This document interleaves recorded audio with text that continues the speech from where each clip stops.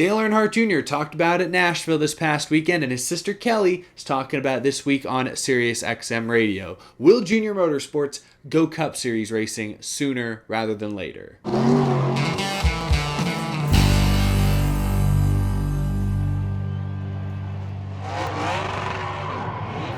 How's it going, y'all? My name is Eric. Welcome to Out of the Groove. We're still on the road, as you can see, in a nice, comfy Airbnb here in the great state of Arkansas. I'll be back in the normal studio tomorrow, and then I'll actually be heading back to Nashville for the SRX race at the fairgrounds in, a week and a half. A lot of exciting stuff to come on this channel, so I hope you guys are subscribed so you don't miss any of it. But for now, I couldn't wait to get home before I talked about this. This past weekend, Dale Earnhardt Jr. recorded a live episode of his popular Dale Jr. Download podcast, live on location in downtown Nashville, right there on Broadway, as a matter of fact, in one of the bars, Old Red. And early on during this live show, he joked about Martin Truex Jr. coming back to Joe Gibbs Racing, which he announced Friday this weekend, and then bluntly said to an already amped up group of fans that Junior Motorsports, the Xfinity Series team he co-owns, is actively looking to go Cup Series racing. They want to go Cup Series racing really badly. I was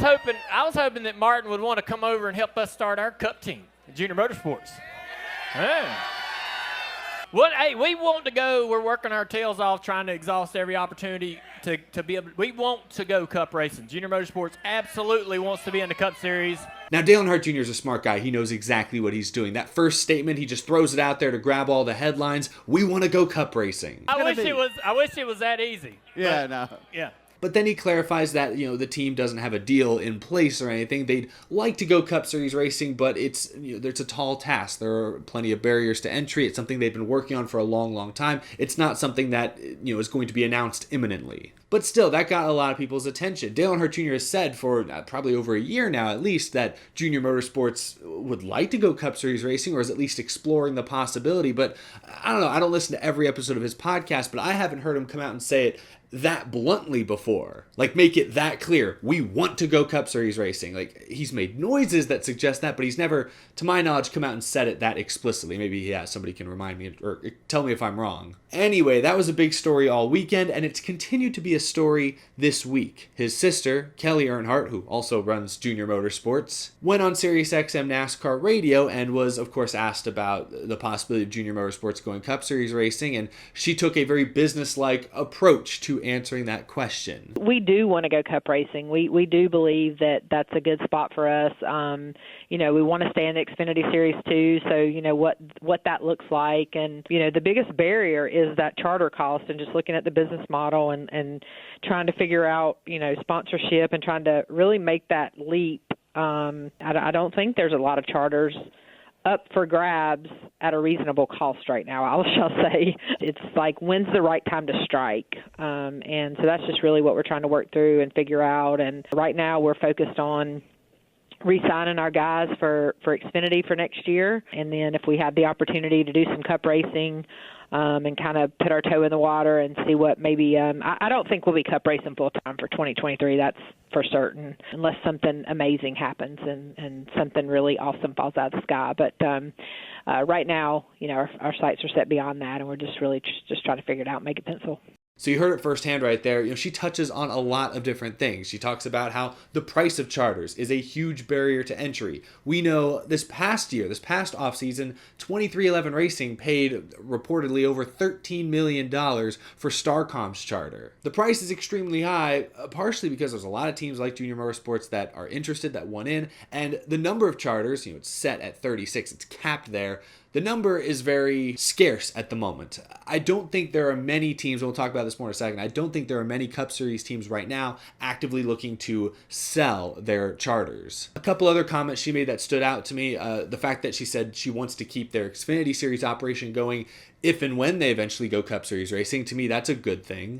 Just last week, one of the owners of Nice Motorsports criticized the Xfinity Series for kind of being watered down. Junior Motorsports is one of the most competitive teams in that series. I'm sure many mid-pack teams would maybe be happy to see a Junior Motorsports leave. Gives them a better shot at finishing in the top 10 or the top 5. But for the health of the sport overall, Junior Motorsports is a crucial landing spot for Chevy development drivers. Tons of young championship caliber drivers have come through that system. Obviously, Chase Elliott's a great example recently. Tyler Reddick won a championship in a Junior Motorsports Xfinity car. William Byron, of course, was great. And that's just in the last handful of years. So it would be a shame to lose that very important race team in the Xfinity Series. So if Junior Motorsports does go Cup racing, I really hope they keep at least a few Xfinity Series teams going full time. And the last point I wanted to highlight, she says there that she does not expect them to go full-time Cup Series racing next year unless, as she put, something amazing happens. But it sounds like they're willing to do some part-time starts next year. It sounds like that door is very much open. Of course, they'd still have to acquire parts and pieces to assemble a next-gen car. They'd have to get the people together. They'd have to select a driver, of course. But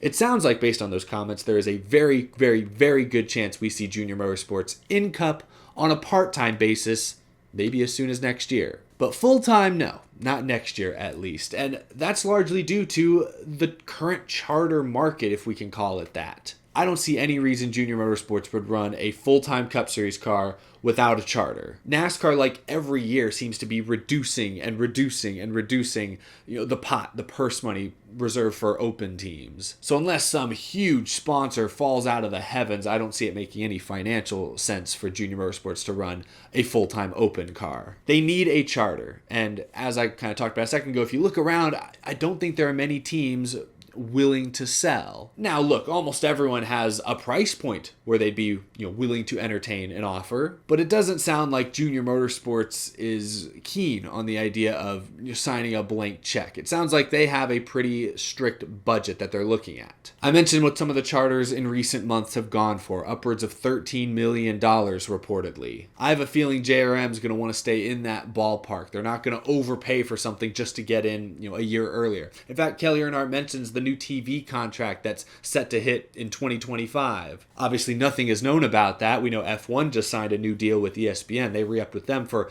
like $75 to $90 million a year. That's way less than what NASCAR gets from Fox or NBC these days. But that's a huge increase over their previous deal with ESPN here in the States, which was only like $5 million a year. ESPN basically got it for free. So NASCAR will begin negotiating their next TV contract probably in the next few months or the next year. And that has the potential to dramatically change the business model. That's what Denny Hamlin's been lobbying for. Others have been lobbying for in recent months. It's risky to spend a bunch of money right now when the entire model could flip in 2-3 years. Patience is sometimes a good thing. I don't think they're going to get a bargain on a charter. Like, nobody's desperate to sell right now, at least that I can tell. The only team I would have thought maybe was looking to get out was like JTG Doherty. They downsized from a 2-car team to a 1-car team, only had that one charter, and there have been some rumblings. I've heard folks at The Athletic talk about this, that JTG may be on their way out before too long.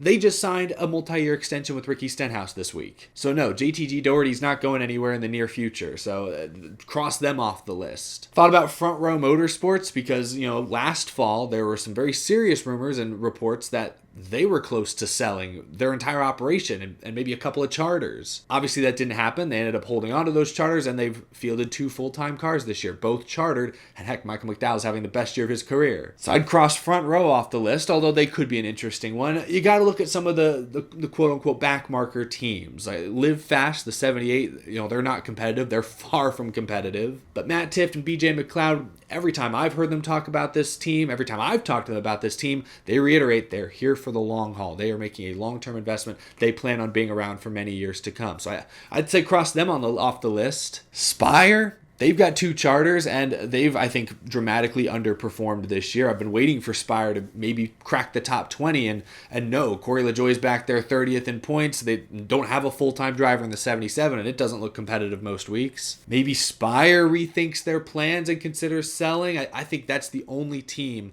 right now I realistically see even considering selling one of their charters. So Junior Motorsports, I don't think is going to get a great deal on a charter. Certainly not this year. They'd have to dramatically overpay. I don't think they're willing to do that. It's a tough situation. And I know a lot of fans are probably screaming at me right now, Eric, this is what's wrong with the charter system. It used to be anyone who could scrounge together the parts and the people could enter a race and could attempt to qualify for a NASCAR Cup Series event. That's how it used to be in the glory days. And yes, there were good things about the old system, and there are some very negative things about the charter system. What it is good at is rewarding those who have bought in. Joe Gibbs Racing, Hendrick, SHR Penske, all the way down to Live Fast. Teams who have invested in the sport, spent the money either to buy the charters when they first became available or have since bought them. NASCAR wants to make sure their investment is worth it. They get a higher percentage of the purse money now, and let's face it, the business model of NASCAR looks a little different now than it did 15 years ago. The money coming in is a little different than it was 15 years ago from sponsors, merch, all that kind of stuff. NASCAR created the charter system to operate closer to how franchises operate in other major sports like the NFL or the NBA. And while it does have drawbacks, at least it's created a sort of safety net for these team owners. Like Chip Ganassi, before the charter system, if he had sold his operation, he wouldn't have had much to sell. I mean, the building, definitely worth something, but a lot of the cars, a lot of the parts and pieces, not worth all that much in the grand scheme of things. But with the current system, he was able to sell 2 charters for presumably $10 to $15 million a piece. That's real money. If you're a new team owner getting into the sport today, yeah, it's a lot of money up front to buy a charter. But theoretically, if one day you want to get out of the sport, you'll hopefully be able to sell that same charter for maybe a little more than you bought it for. NASCAR is trying to keep its current team owners and any new team owners that buy in happy. I'm not trying to fully defend the charter system. Again, it has its frustrations and shortcomings, especially coming from a fan's perspective who wants to see 40 or 43 cars on track once again. But given where the business is today, I think it, in some cases, is actually necessary and is doing some good. So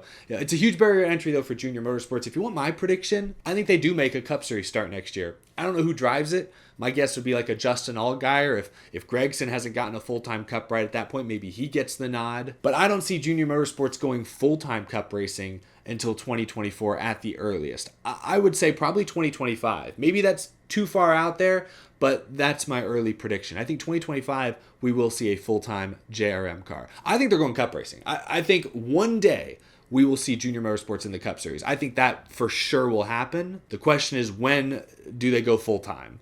And it may take a couple of years. That's my prediction. It sounds like that's what they're already planning for. They're not making any promises about 2023. Anyway, share your thoughts down in the comment section below. I know I'm a couple days late on this, but between going to the race and getting rained on for 4 hours and traveling, things have been a little delayed. I appreciate y'all bearing with me. If you're new to the channel and you love NASCAR, you love talking all things NASCAR, be sure to hit that subscribe button down below so you don't miss any future content. And as always, a big thank you to my Patreon supporters for continuing to support the show each and every month. I greatly appreciate it. Again, I'll be back in the studio tomorrow, so you'll see some new content coming your way very, very soon. 4th of July weekend coming up, exciting holiday, exciting race at Road America, chance for maybe a wild card winner. Can't wait for that. We have lots to talk about between now and then. I will see you all again very, very soon. Thanks for watching.